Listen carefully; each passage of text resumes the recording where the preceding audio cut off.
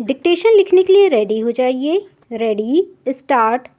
Deputy speaker महोदय, मुझे इस बात की बड़ी खुशी है कि आपने मुझे गांधी भवन के उद्घाटन का मौका दिया।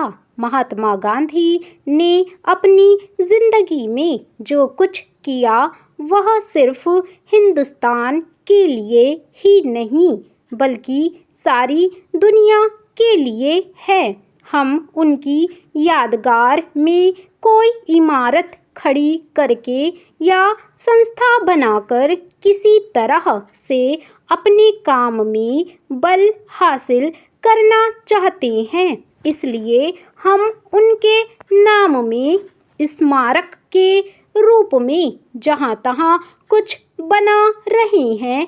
आज सिर्फ हिंदुस्तान में ही नहीं, हिंदुस्तान के बाहर भी जहाँ तहाँ गांधी जी के स्मारक के रूप में इमारतें बनाई जा रही हैं। इसलिए कोई आश्चर्य की बात नहीं कि हैदराबाद के निवासियों को भी ऐसा ख्याल हुआ कि यहाँ इस प्रकार का स्मारक बनाया जाए।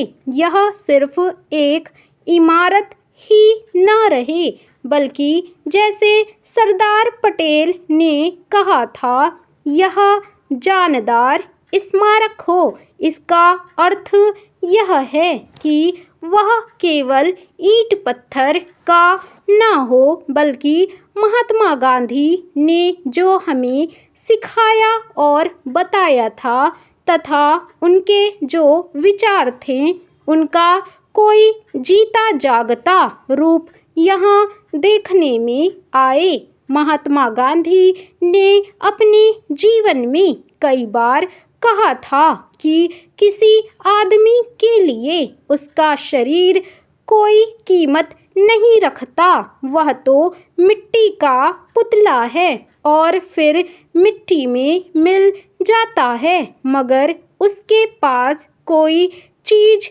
रह जाती है तो एक तरफ उसकी आत्मा और दूसरी तरफ उसके किए हुए अच्छे या बुरे काम। इसलिए उन अच्छे कामों का नमूना हमारे सामने होना चाहिए और आपने यह बहुत अच्छा सोचा कि रचनात्मक काम के बारे में गांधी जी के जो विचार थे, जिन जिन चीज़ों में उनको खास दिलचस्पी थी, उन चीज़ों को लेकर आप इस स्मारक में काम करें और जो जो संस्थाएं इस तरह के काम में लगी हों, यहाँ आप उनको भी जगह दें। इस भवन में रचनात्मक काम करने वालों के अलग अलग दफ्तरों के लिए अलग अलग स्थान रखा गया है। मैं आशा करता हूँ कि आपका काम दिन प्रतिदिन बढ़ेगा और गांधी जी का जो चित्र यहाँ बना रखा है उसकी ओर आपका ध्यान जाएगा।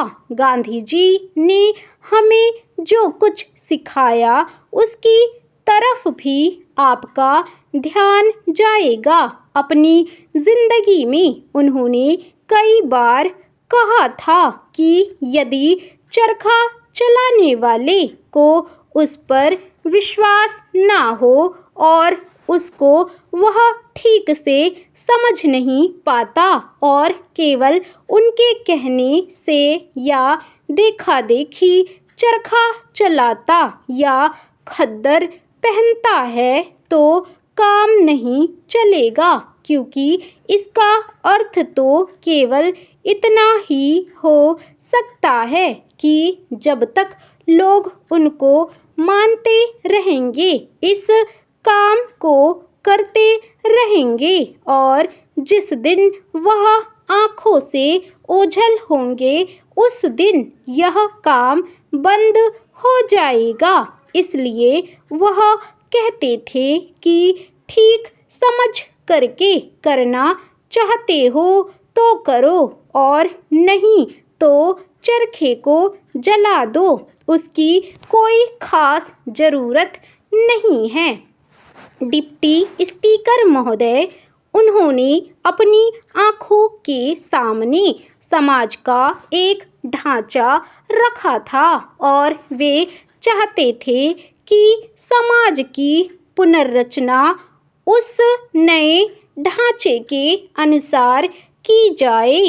अभी हम उस रास्ते पर नहीं चल सके हैं। मैं इस बात को दुख से मगर सच्चाई के साथ मानता हूँ कि समाज का जो रूप गांधी जी ने अपनी आँखों के सामने रखा था, हम उसके मुताबिक नहीं चल रहे हैं। हमारे सामने एक दूसरा ढांचा है और हम उस पर चलने का प्रयत्न कर रहे हैं। मैं यह नहीं कहना चाहता कि उसमें से कौन बेहतर है और कौन बुरा। मैं तो इतना ही कह देना काफ़ी समझता हूँ कि हम जिस रास्ते पर चलकर आज आगे बढ़ना चाहते हैं,